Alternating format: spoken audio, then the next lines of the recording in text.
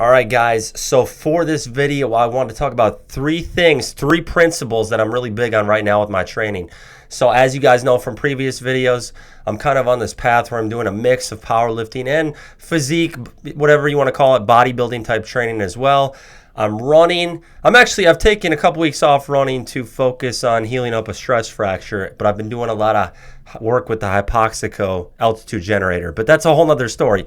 So I've been working though on not only developing strength, particularly in the deadlift and bench, but also on really focusing on building up my biceps and my delt development. Those are the two areas I'm really focused on right now. That's a heavy priority. But these are three principles with my own training and with my clients that I think are really big things that have worked for me really well in the past few weeks / months, whatever you want to call it. And I'm going to kind of dig into that today. Now, before I say that real quick, check out Barbell Apparel. They're my sponsor. They support me. You get a free hoodie that's worth like $88 on any order over $99. So check that out. I'll link that up. Now, the first thing I wanted to get into was 20 rep deadlifts. So for those of you who have done like 20 rep squats, they're obviously brutal. Everybody has done at one time or another a 20 rep squat set, and you know how brutal they are. But I think they have a huge carryover to a squat max. They are very difficult, particularly when done high bar, when done all the way down, full depth, they have a really good carryover.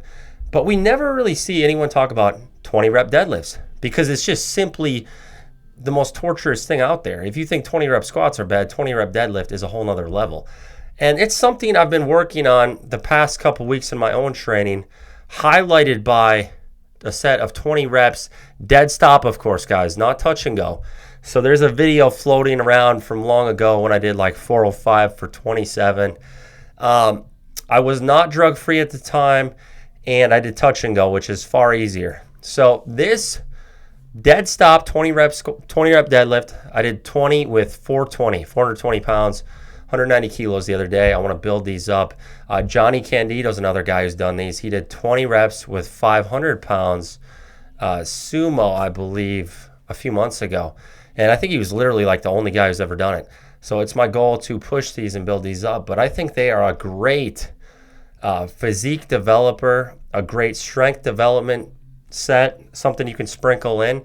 But the real key with them is you're only going to want to do that one deadlift set for the whole week. So if you're doing a 20 rep deadlift set, I would maybe do one set before it, and that would be it.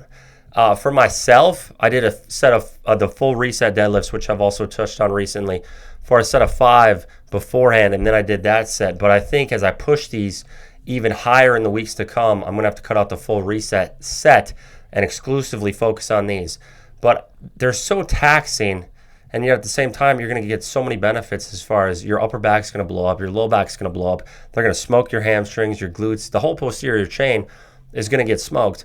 It's going to strengthen all those areas, have a really good carryover to a deadlift max, and it's just going to widen your back out. So this is something I've been doing, and I felt like it's really helping develop my physique, and I'm seeing my strength go up. So I'm going to be curious here pretty soon to test a 1 rep max and see exactly what kind of carryover we're getting from that.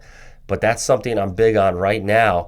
And I think high rep deadlifts in general are very underrated. There's something a lot of people shy away from simply due to the difficulty of them, but they have so many benefits. If you are only deadlifting in that 5, 10, sub 10 rep range, you're really limiting your progress. I think a lot of the magic is in deadlift sets over the 10 rep threshold. Not to say I would do all of them in that threshold, but I think there's a lot of benefits to be gained from pushing it past that, the assumption everyone makes where there's no point to deadlift above 10 reps. But why is that the case? You know, has anyone ever looked into that? I think there's a lot of good stuff that can happen by pushing past that. I think the real key though with deadlift, you have to do a dead stop rep. This touch and go business where you're tapping the floor, that doesn't give any carryover to your 1 rep max. Like if you want to have carryover to where the rep work actually helps your 1 rep max, you have to do the dead stop. There's no other way to it. And the other thing with these, you have to keep a very fast pace. So as you watch my set, you'll see I'm not wasting time in between reps. One of the major keys is you have to keep a rapid pace.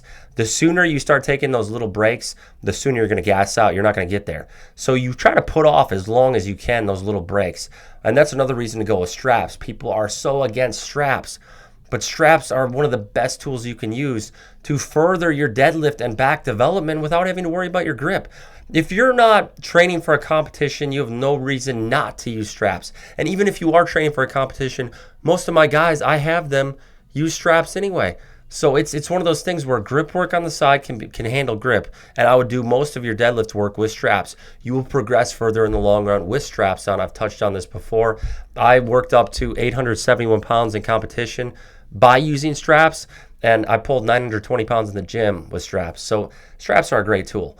Another thing I'm big on, rear delt flies. So one of the things I've noticed is hammering away at rear delt flies, dumbbell rear delt flies, with your back almost parallel to the floor. So you're not in this upward position. You're more here with your back angle. I've noticed these are a tremendous way to simply maintain shoulder health.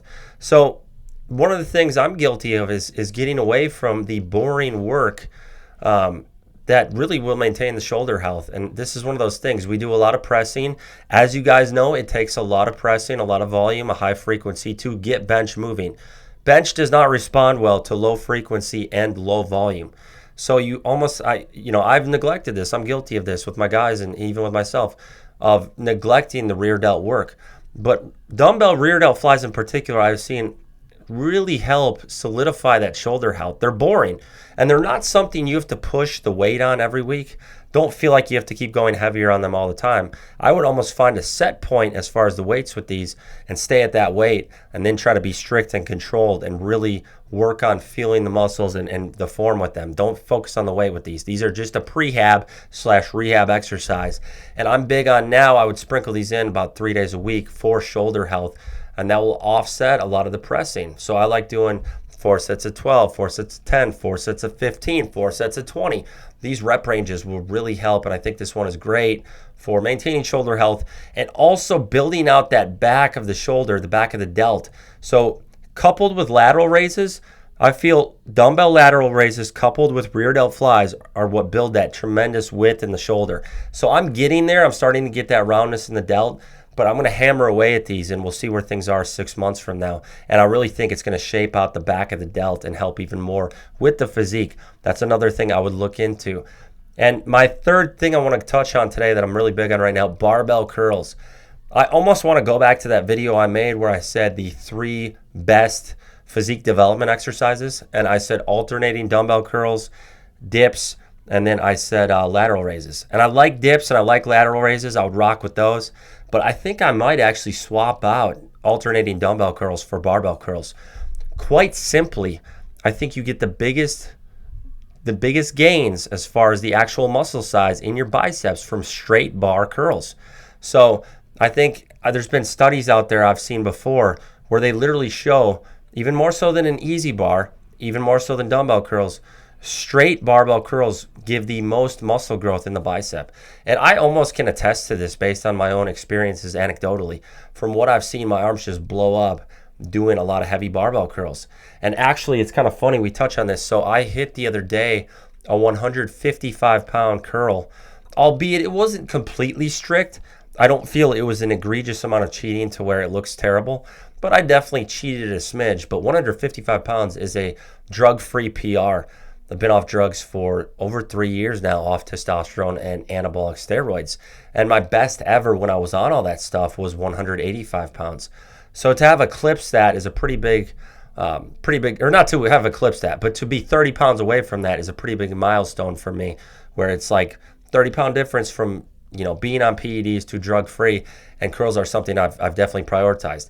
Now, I do feel if you want the best bicep growth, at the end of the day, you have to go heavy. Some of the time you have to go heavy. So I mix it up. I train biceps twice per week. I do a lot of volume on those days, and I will do high reps, I will do low reps, I will do heavy, I will do lighter.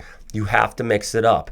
But right now, my favorite variations on curls are barbell curls, alternating dumbbell curls, and then I like taking the V handle on cables and doing V-handle curls. So that's that attachment where you do push downs with, like this. I like taking that the other way and doing curls with that as well.